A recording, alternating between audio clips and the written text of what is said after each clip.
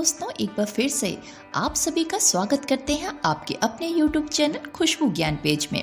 सबसे पहले आप सभी लोगों को दीपावली की बहुत सारी शुभकामनाएं। माता लक्ष्मी और गणेश आपकी सभी मनोकामना पूरी करें और आपके पास जितना भी आपका खुद का ज्ञान है वो ज्ञान किसी दूसरे की सेवा में जरूर लगाएं। तो चलिए फिर अब बढ़ते हैं अपने वीडियो में। आज हम आपको एक ऐसी जगह के बारे में बताने जा रहे हैं जो धर्म के साथ साथ अपनी प्राकृतिक खूबसूरती के लिए भी जाना जाता है। इस देश में बहुत सारी झीलें और नदियां हैं, लेकिन फिर भी इस देश के लोग सी फूड खाना पसंद नहीं करते। भगवान शंकर का घर कहा जाने वाला कैलाश पर्वत इसी जगह मौजूद है। वैसे तो इस देश में पहाड़ियां ही पहाड़ियां हैं। यहाँ पर पाई जाने वाली दुनिया की सबसे ऊंची चोटी माउंट एवरेस्ट भी मौजूद है। अगर आप चाय पीने का शौक रखते हैं तो ये जगह आपके लिए बेस्ट जगह है, क्योंकि यहाँ पर आपको चाय का एक अलग ही टेस्ट मिलेगा। जी हाँ, यहाँ पे चाय पर बटर यानी मक्खन मिला के दी जाती है। तो फ्रेंड्स, बने रहिए हमारे साथ वीडियो के एंड तक।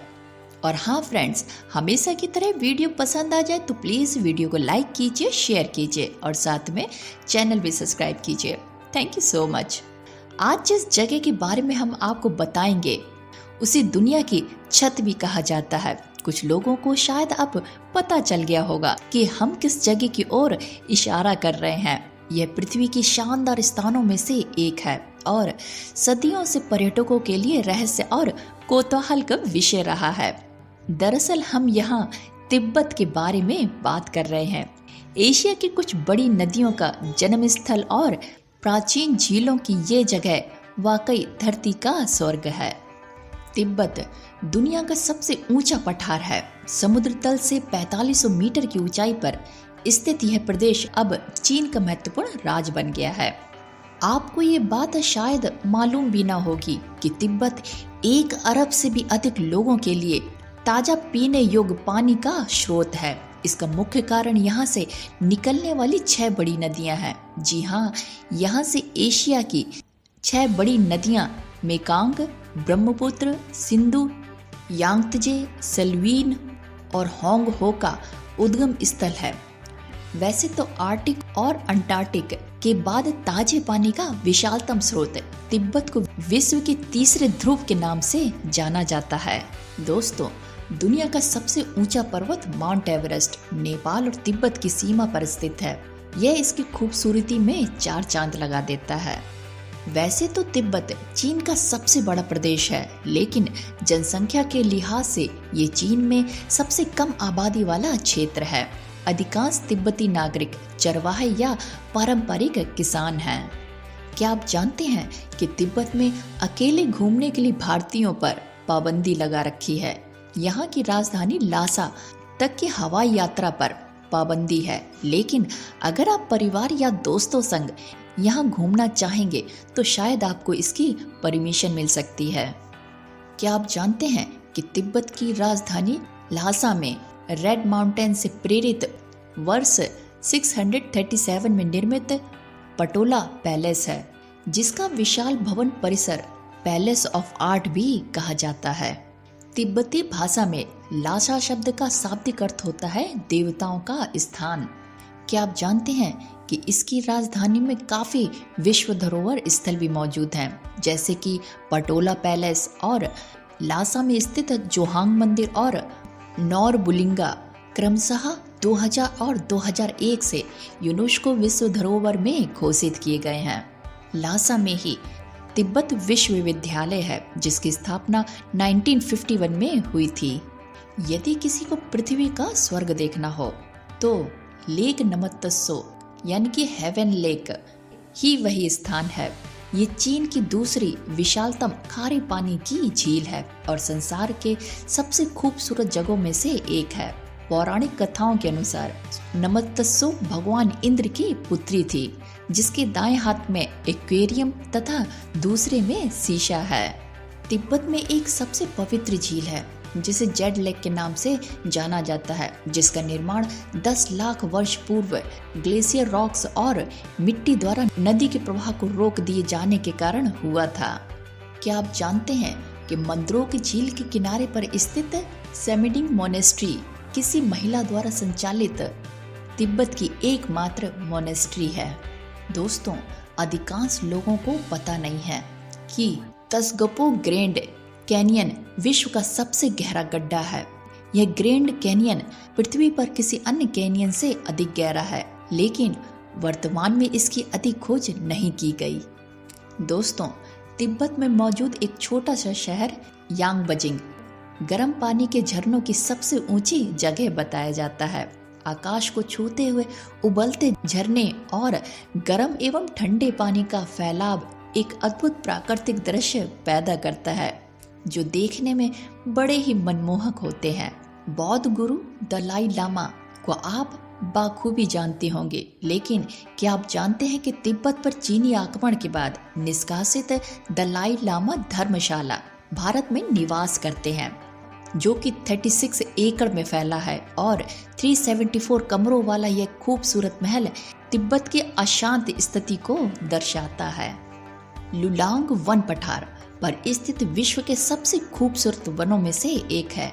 पाइन वरवृक्ष और बड़े झाड़ों वाले इस वन को ड्रैगन किंग वैली के नाम से जाना जाता है। तिब्बती मान्यताओं के मुताबिक हर झील में ड्रैगन का निवास है और हर पत्थर में आत्मा है। पर्वतों की परिक्रमा से पापों का नाश होकर निर्वाण की प्राप्ति होती है।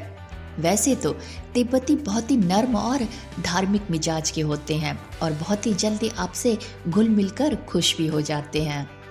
भगवान भोलेनाथ का घर कहा जाने वाला कैलाश पर्वत, जो कि मध्य तिब्बत में स्थित माउंट कैलाश यानी हिंदू, जैन और बौद्ध अनुयायियों द्वारा पूज्य एवं पवित्र पर्वत माना जाता है। इस पर्वत पर लंबे समय से लोग आना जाना करते रहते हैं। इसका पिरामिड का आकार पूरे साल बर्फ से ढकी चोटी और बादलों के साथ एक अद्भुत ही दृश्य उत्पन्न करता है, जो किसी स्वर्ग से देखने से कम नहीं है। प्रकृति का ऐसा नज़ारा शायद ही कहीं आपने देखा होगा। दोस्तों, जैसे कि यहाँ पे पहाड़ियों की कोई कमी नहीं है, उसी प्रकार यहाँ पे झीलों की भी कोई कमी नहीं है। क्या आप जानते हैं कि मानसरोवर झील सिंधु, सतलज, ब्रह्मपुत्र एवं करनारी नदियों का स्रोत भी तिब्बत है। इस झील में स्नान करना किसी भी तिब्बती के लिए बड़ा धार्मिक कृत्य है। इन झीलों की लगभग में लंबाई 60 किलोमीटर है, जिनका चक्कर लगाने में आपको 4 से 5 दिन लग सकते हैं। क्या आप जानते हैं कि पूरी तिब्बत में स्थित बसुम झील ताजे पानी की सबसे बड़ी झील है और बौद्ध धर्म के 4 बड़े विद्यालयों में से एक है और तिब्बती लोग इसे अत्यंत पवित्र भी मानते हैं।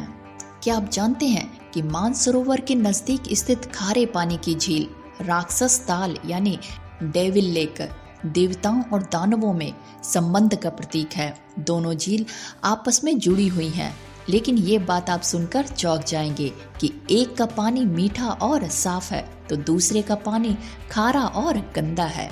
क्या ये किसी अचंभे से कम नहीं है? दोस्तों, तिब्बती लोग तो हैं साधारण, लेकिन इनके रिवाज भी बड़े चौंका देने वाले हैं। तिब्बती अपने मृतकों का अंतिम संस्कार स्काई बोरियल द्वारा करते हैं।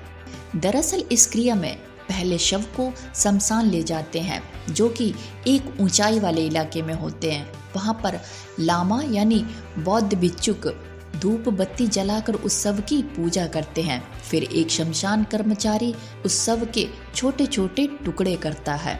दूसरा कर्मचारी उन टुकड़ों को जौ के आटे के घोल में डुबाता है और फिर वो टुकड़े गिद्धों को खाने के लिए डाल दिए जाते हैं। जब गिद्ध सारा मांस खाकर चले जाते हैं, उसके बाद उन हड्डियों को इकट्ठा करके उनका चूरा बना लिया जाता है और उनको ही जौ के आटे और याक के मक्खन के घोल में डुबा के कौओं और बाज को खिला देते हैं।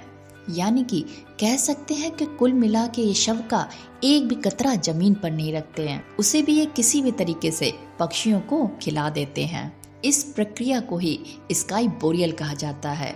क्या आप भी मेरी तरीके से चाय पीने का बहुत शौक रखते हैं?